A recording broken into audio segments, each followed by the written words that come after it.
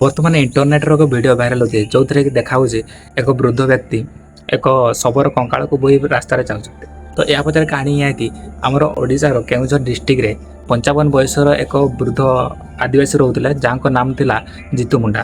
ତାଙ୍କର ଭଉଣୀ ଥିଲେ କାକରା ମୁଣ୍ଡା ଯିଏକି 2 ମାସ ପୂର୍ବରୁ ହିଁ ଡେଥ୍ କରିଯାଇଥିଲେ ଏବଂ ତାଙ୍କର ସ୍ୱାମୀ ଏବଂ ଗୋଟେ ମାତ୍ର ପୁତ୍ର ପୂର୍ବରୁ ହିଁ ଡେଥ୍ କରିଯାଇଥିଲେ।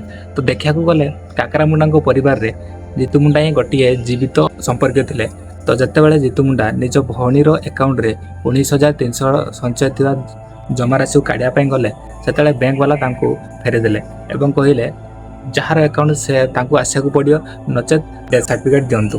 ତ ଜିତୁ ମୁଣ୍ଡା ଥିଲା ଭାଇ ଆଦିବାସୀ ଅନପଢ଼ ଆଦିବାସୀ ଲୋକ, ତ ସେ କାଗଜପତ୍ର ବିଷୟରେ କେହି ଜାଣିନଥିଲେ ଏବଂ ବ୍ୟାଙ୍କର କର୍ମଚାରୀମାନେ ମଧ୍ୟ ତାଙ୍କୁ କିଛି କହିଲେନି ଯେ କେଉଁ ଅଫିସର ପାଖକୁ ଯିବାକୁ ପଡ଼ିବ ଏବଂ କେମିତି ପ୍ରକ୍ରିୟା ରହିଛି କାଗଜପତ୍ର କାଢ଼ିବାର, ଡେଥ୍ ସାର୍ଟିଫିକେଟ୍ କାଢ଼ିବାର।